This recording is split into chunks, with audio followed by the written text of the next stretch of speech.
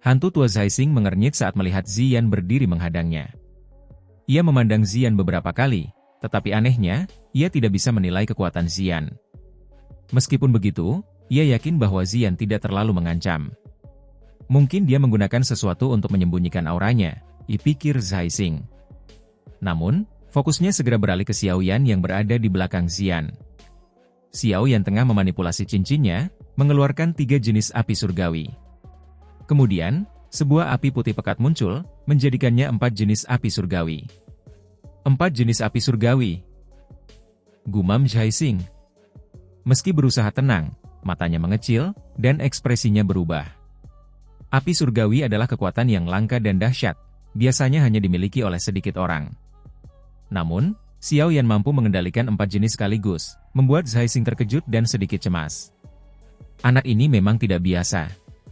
Sepertinya dia sedang menyiapkan serangan besar, pikir Zaising. Meskipun ia tidak tahu seberapa kuat serangan itu, ia memutuskan untuk tidak memberi Xiaoyan kesempatan melancarkannya. Nak, berhenti bersikap keras kepala. Itu hanya akan membuatmu lebih menderita, ujar Zaising dengan nada dingin. Ia melangkah maju, mendekati Ziyan, dengan kabut hitam pekat mengikutinya, menciptakan tekanan besar yang bahkan memengaruhi ahli Hall of Soul di sekitarnya. Ziyan tetap serius menghadapi Zaising. Cahaya ungu yang pekat mulai menyelimuti tubuhnya. Ketika Zaising berhenti di depan Ziyan, ia berbicara dengan nada meremehkan, kau mau minggir, atau harus kuatasi dengan tanganku sendiri? Ziyan hanya mencibir. Serang saja, tak perlu banyak bicara. Wajah Zaising menggelap mendengar balasan itu. Ia mengepalkan tangannya, dan ruang di sekitar Ziyan tiba-tiba bergetar seperti dijepit tangan raksasa yang tak terlihat. Ruang itu terkompresi dengan kekuatan luar biasa, cukup untuk menghancurkan tubuh ahli kelas Douzong. Namun, cahaya ungu dari tubuh Ziyan segera berfluktuasi, menghancurkan tekanan spasial itu hingga lenyap. Dengan santai, Ziyan berkata, kekuatanmu terlalu lemah untuk digunakan di hadapan bibi buyutmu ini. Zaising terkejut melihat Ziyan dengan mudah mengatasi serangannya. Namun, ia segera melancarkan pukulan lain. Kabut hitam pekat berputar dan berubah menjadi ular piton raksasa setinggi 1000 kaki. Ular itu meraung keras dan menyerang Ziyan dengan kekuatan yang menghancurkan. Serangan itu menciptakan jurang besar di lembah, bahkan menghancurkan batu-batu besar di sekitar. Melihat serangan ini, Ziyan mengepalkan tangan. Cahaya ungu pekat menggumpal, membentuk kepala naga di tinjunya. Ia berteriak, tinju Void kuno.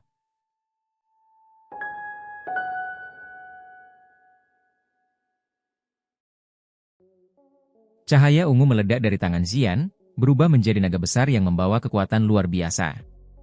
Naga itu menerjang ular piton raksasa. Kedua kekuatan dahsyat itu bertabrakan, menciptakan ledakan besar dan gelombang udara yang merusak lembah di sekitar mereka. Ziyan terdorong mundur oleh gelombang udara itu, tetapi ia tidak mengalami cedera berarti. Sementara itu, Zaising terkejut.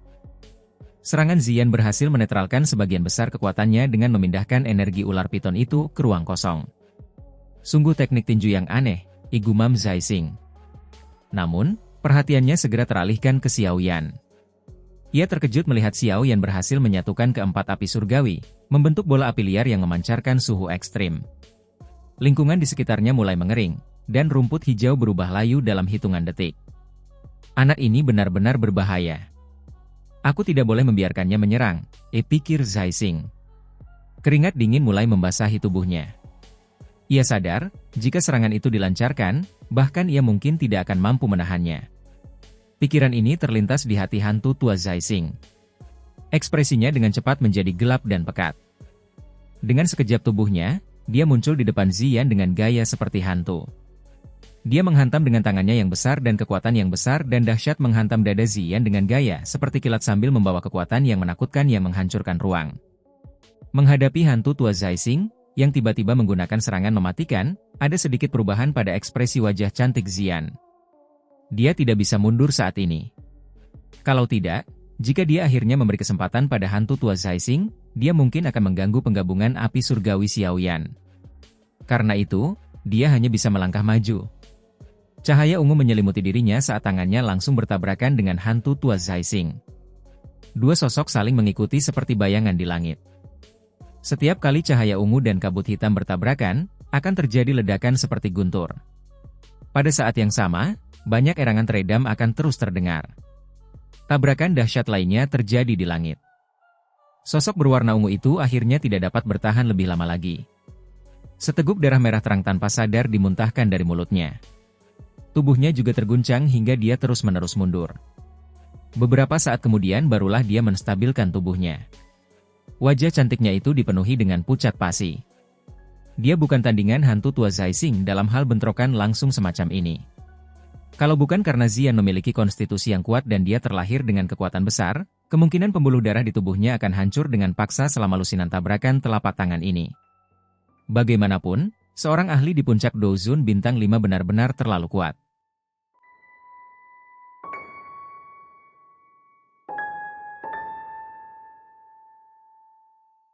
Namun, dibandingkan dengan wajah pucat Zian yang cantik, badai besar tengah bergolak di dalam hati hantu tua Zaising.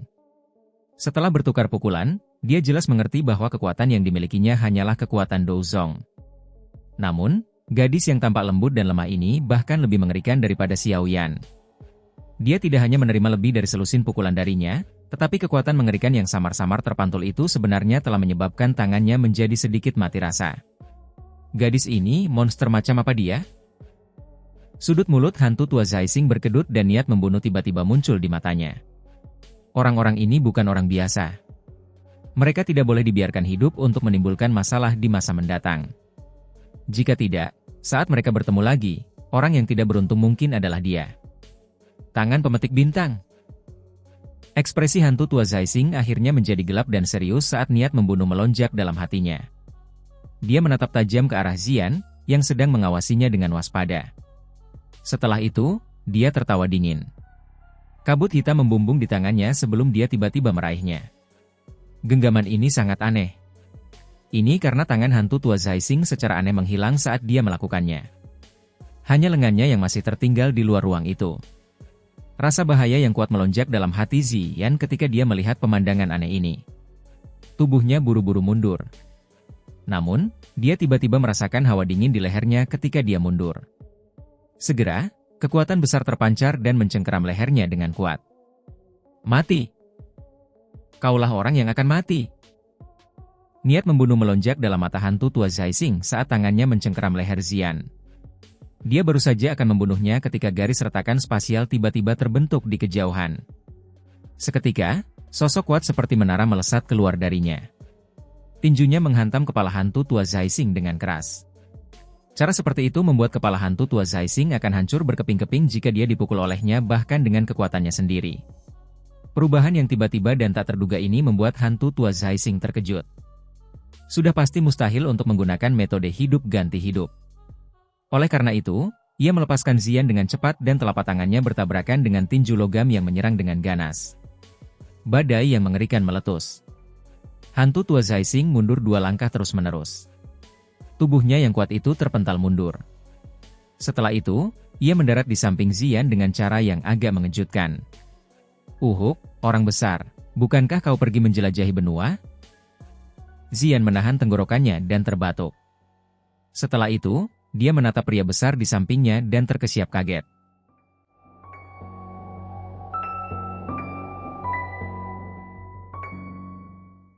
Pria besar itu tentu saja Xiongxian yang dibawa Zian dari alam pil.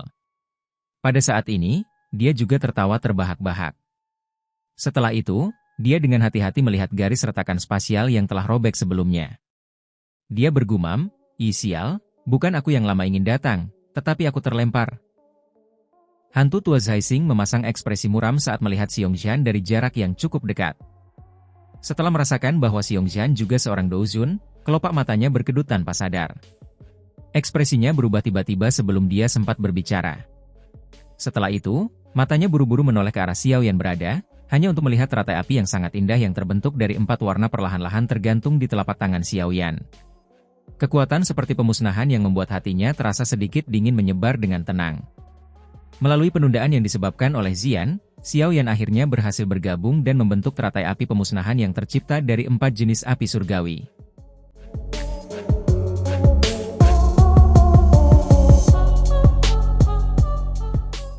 Di atas telapak tangan Xiao Yan, Teratai api kecil seukuran tangan perlahan berputar.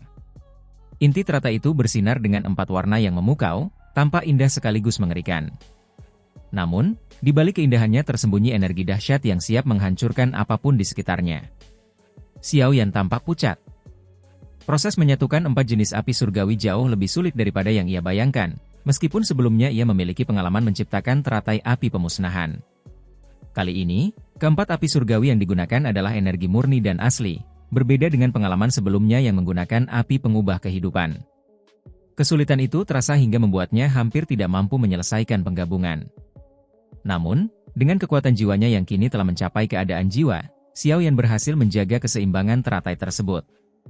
Sementara itu, keringat dingin terus mengalir di wajahnya, menandakan tekanan luar biasa yang ia rasakan. Xiaoyan menatap teratai api yang berputar dengan konsentrasi penuh, memastikan energi penghancur di dalamnya tetap terkendali. Ia sadar, sedikit saja kehilangan kendali bisa berakibat fatal. Di kejauhan, hantu tua Zaising menyaksikan pemandangan ini dengan ekspresi penuh kekhawatiran. Kekuatan destruktif dari teratai itu begitu besar hingga membuatnya gelisah. Bagaimana mungkin bocah Douzong bintang 9 ini bisa menghasilkan serangan sekuat itu? Dipikir Zaising, matanya berkedut.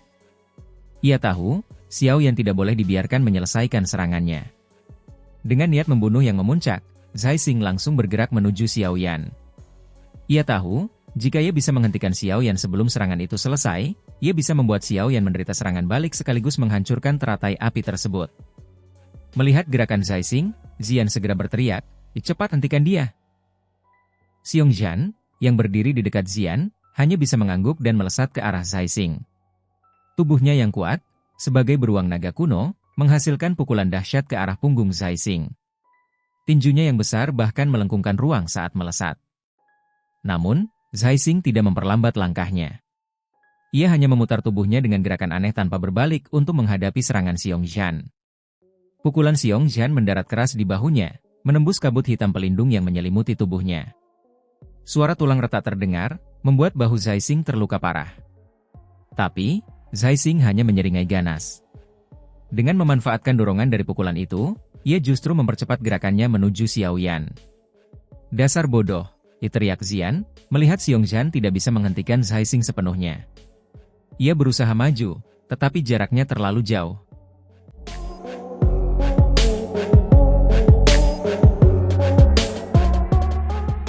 Dalam sekejap, Zaising sudah berada tepat di atas Xiaoyan. Ia mengangkat tangannya, membentuk segel, dan kabut hitam pekat membumbung tinggi, berubah menjadi cakar hantu besar berwarna gelap. Cakar itu memancarkan aura menyeramkan, seperti tangan dewa kematian yang muncul dari neraka. 9 tangan hantu penjara, teriak Zaising. Cakar hantu itu, meskipun tampak kecil, membawa kehancuran dimanapun ia melintas.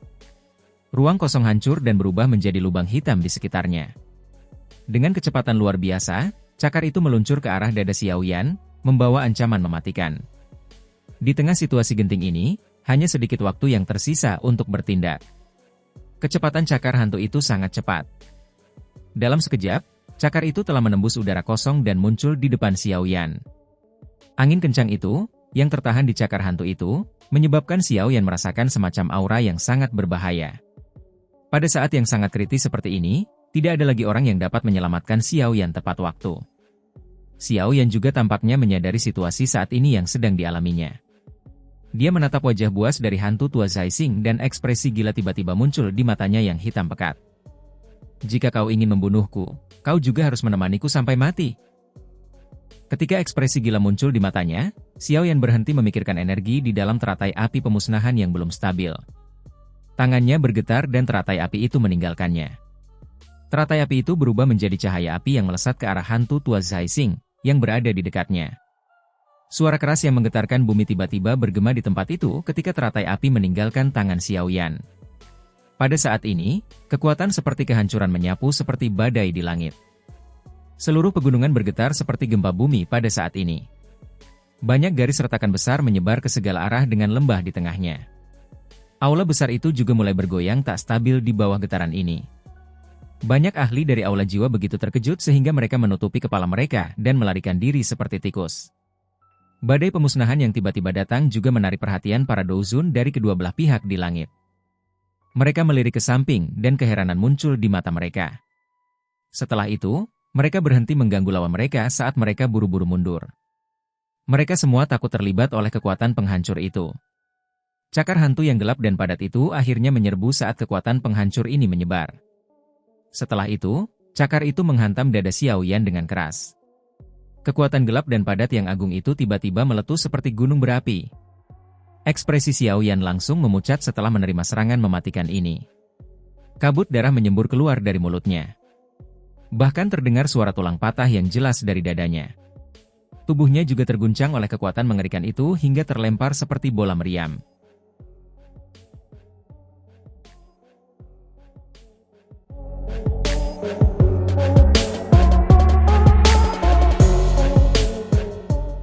Bagaimana kabarnya? Xiongzhan muncul di samping Ziyan dengan cepat. Dia bertanya dengan tergesa-gesa sambil melihat Xiao Yan yang berlumuran darah segar. Dada Xiao Yan bahkan sudah cekung ke dalam. Wajah Ziyan begitu gelap dan serius sehingga menakutkan. Ini adalah pertama kalinya dia melihat Xiao Yan menderita luka serius seperti itu. Serangan berkekuatan penuh oleh Do Zun bintang 5 adalah sesuatu yang tidak dapat diterima oleh siapapun yang hadir. Apalagi Xiao Yan. Suara angin kencang bergema di langit. Feng Zunze, dokter peri kecil dan yang lainnya bergegas datang. Ekspresi mereka berubah ketika melihat Xiao Yan berlumuran darah segar. Tepat saat Xiao Yi dan yang lainnya mengalami perubahan ekspresi yang drastis karena cedera Xiao Yan, fluktuasi spasial yang intens tiba-tiba terpancar dari dalam badai api yang sangat besar. Seketika, dua aura yang luas dan perkasa yang bahkan lebih kuat dari hantu tua Zai Xing perlahan muncul. Hati kelompok Feng Zunze langsung hancur saat merasakan dua aura yang besar dan dahsyat ini. Aura ini adalah aura seseorang dari aula jiwa. Badai api itu menyapu seluruh tempat sementara kedua aura agung itu dengan cepat menjadi jelas. Sesaat kemudian, badai api itu tiba-tiba berhenti. Setelah itu, kekuatan yang besar dan dahsyat melonjak keluar dari dalam badai. Kekuatan itu dengan kuat membalikan badai, mengguncangnya hingga perlahan menghilang. Mugu menghela napas lega dalam hatinya ketika dia melihat badai api yang berangsur-angsur menghilang. Jika badai api itu dibiarkan terus merajalela, kemungkinan besar orang-orang lain dari Istana Jiwa akan benar-benar terkubur di bawahnya. Setelah badai api perlahan menghilang, dua sosok tua juga perlahan muncul di hadapan semua orang. Aura agung itu tiba-tiba membubung ke puncak pada saat ini. Tekanan yang sangat besar turun dari langit, menyebabkan hati semua orang yang hadir merasa tegang. Selama bertahun-tahun, seseorang yang berani menghancurkan aula jiwaku. Xiao Yan, kaulah yang pertama. Suara sesepuh yang dingin dan asing terdengar perlahan di langit saat kedua sosok ini muncul.